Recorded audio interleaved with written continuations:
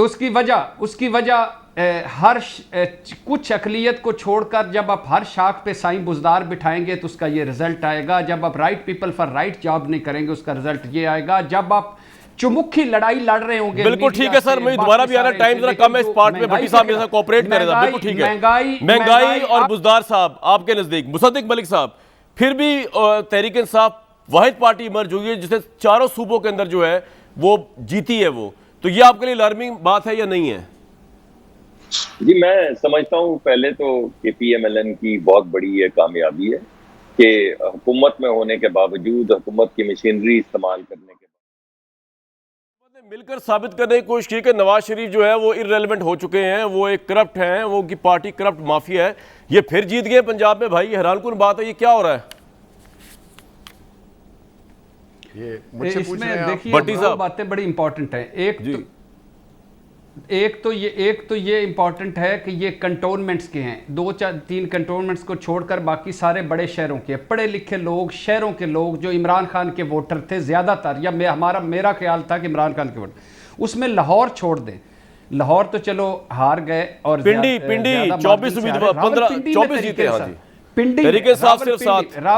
रावलपिंडी में ये हार गए और ये रावलपिंडी में जीते हुए थे। फिर मुल्तान शाह महमूद कुरैशी साहब का वहां हार गए, वो ज्यादा फोकस अब पता नहीं इधर रखते हैं क्या करते हैं। और फिर पेशावर हार गए। नहीं क्यों हारे सर? ये तो हमने तो बड़ा मीडिया में परसेप्शन बनाया था नवाज शरीफ फारिग हो चुका है, करप्ट है। उसकी वजह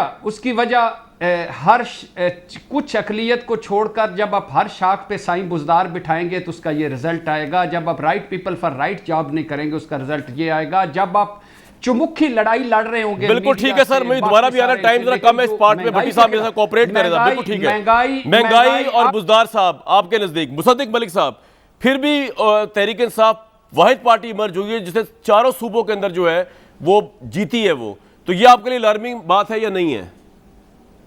जी, मैं समझता हूँ पहले तो कि पीएमएलएन की बहुत बड़ी ये कामयाबी है कि हुकूमत में होने के बावजूद, हुकूमत की मशीनरी इस्तेमाल करने के बावजूद पीटीआई जो है उसको कामयाबी नहीं हुई। बिलखुसूस पंजाब के अंदर उनके हालात आपके सामने, और आपने खुद ही बता दिया कि जिसको ये अपना गढ़ कहते थे कि पढ़े लिखे लोग, अर्बन लोग जो हैं, वहीं पे इनका सफाया हो गया। और वजह भी वही है जो भट्टी साहब कह रहे हैं कि जिस जगह पे गुर्बत होगी, अफलास होगी, जहाँ पे ऑपरेशन होगा, लोगों की आवाज बंद की जाएगी, वहां पे आप इलेक्शन नहीं जीत सकते। और मैं बार बार कह रहा हूँ और मैं दोबारा से आपको कह रहा हूँ कि ये जो नई इलेक्ट्रॉनिक वोटिंग मशीन लाई जा रही है वो लाई इस वजह से जा रही है कि इनको मालूम हो गया है कि वोट के जरिए अब ये दोबारा इक़्तिदार में नहीं आ सकते, तो वोट चोरी करने का हर दफा धुंध नहीं पड़ सकती, या वोट चोरी करने का नया तरीका है। ये तो इलेक्ट्रॉनिक मशीन के बगैर ही जीत गए आप, तो आप इसलिए कह रहे हैं ये बात, आपकी बात उसके बगैर जीत गए।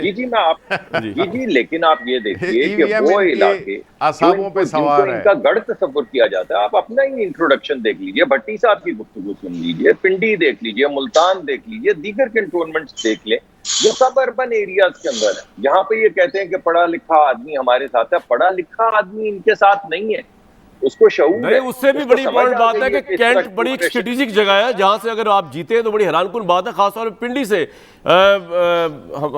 शिबली फराज साहब, आपके लिए अलार्मिंग बिल्कुल नहीं है कि इतना इनको हम भी रोज रगेदरे होते हैं, गद्दारी के इन पे लग गए, करप्शन के इन पे लग गए, माफिया ये है, लीडरशिप इनकी बाहर बैठी है, नाअहल है, फिर भी उन्होंने आपको हरा दिया। क्या बुजदार साहब वजह है जिस तरह कह रहे हैं भट्टी साहब, और पुअर गवर्नेंस पंजाब? देखिए जी,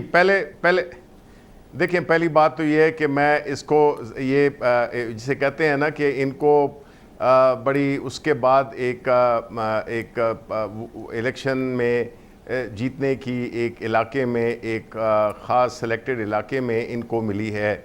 लेकिन दो चीज़ें हैं सिलेक्शन में। पहले कहना चाहूँगा कि ये जो इलेक्शन होता है, जो लोकल बॉडीज़ का होता है, वो इतना पार्टीजन नहीं होता है, वो एक लिमिटेड वोटर्स का एक इलेक्शन है, नंबर 1। तो ये ज़्यादा छलांगे नहीं लगाएंगे। दूसरी बात ये है कि दूसरी बात यह है कि सारे पाकिस्तान में पाकिस्तान तहरीक इंसाफ ये साबित हो गया कि अगर वज़ीर आज़म इमरान खान अगर एक वाहिद लीडर है जो कि पूरे मुल्क में उसकी अगर वो है पहचान है और उसकी पजीराई है, तो ये हमारे लिए बड़ी पॉजिटिव चीज़ है। दूसरी पॉजिटिव चीज़ हमारे लिए कि जो हमेशा जो दही इलाके होते थे, क्योंकि हमारे उधर काम हुए हैं एग्रीकल्चर में, बड़े हमने प्रोजेक्ट्स किए हैं, मजदूर उनको ज़मींदारों को, काश्तकारों को बड़ी अच्छी फसलों की कीमतें मिली हैं।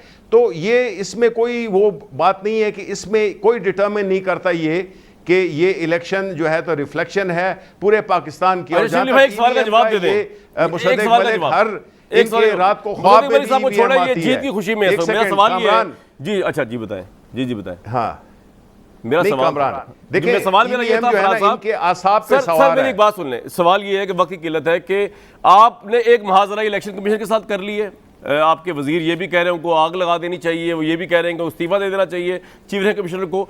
अब वो अगर मशीन से नहीं मानते तो आप इसके ऊपर एक और महाजरा ये बहरान लेके जाएंगे, एक मीडिया का बहरान आपके साथ चल रहा है। सर किस तरह डील करेंगे इन तमाम चीज़ों को, किस हद तक जाएंगे इलेक्शन मशीन के ऊपर? नहीं जी नहीं देखें, हम पोजीशंस पे हम जो है ना, सिर्फ इसलिए नहीं कि कौन सी चीज़ पॉपुलर है और कौन हमें ब्लैकमेल कर सकता है, हम उस पे हम अपने फैसले नहीं करते हैं। हम फैसले करते हैं वो जो कि मुल्क की मफाद में हो, चाहे वो मीडिया का हो, चाहे वो इलेक्शन कमीशन का हो। इलेक्शन कमीशन का काम है इलेक्शन कराना, हमारा काम है कानून बनाना। हम कानून बनाएंगे, और चाहे मुसद्दिक मलिक को बहुत ही बुरा लगे, इनकी रात की ख्वाबों की नींद उड़ जाए जिस तरह लग रहा है उनकी बातों से, ईवीएम आएगा इंशाल्लाह, और इलेक्शन जो है ईवीएम से ही होंगे। ये आप तसल्ली रखें, इसमें आप अपना दिल ना जलाएं। नहीं, मैं नहीं जला रहा, और उसको मैं नहीं जला रहा फिलहाल, तो इलेक्शन कमीशन जला मैं नहीं जला रहा दिल। मजहर अब्बास साहब, what is this election for you?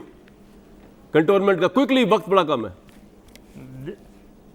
देखिए कामरान, एक तो मेरे साथ ज्यादती कर दी आपने, क्योंकि मैं जब बोल रहा था उस पर शिबली फराज बोल लिए, उसके बाद आपने मेरा जवाब नहीं सुना। एक वन लाइनर देता हूँ आपको। Please sorry. इस मुल्क में ये मीडिया अथॉरिटी फेक न्यूज़ को मिटाने के लिए नहीं, फेक न्यूज़ बनाने के लिए बनाई जा रही है। और ये याद रखिएगा मेरे अल्फाज कि मीडिया वर्कर्स को सबसे ज़्यादा इसका नुकसान होगा। दूसरी बात ये कि देखिए इलेक्शन, अभी शिबली फराज साहब ने कहा कि इलेक्शन रिफ्लेक्ट कर रहा है।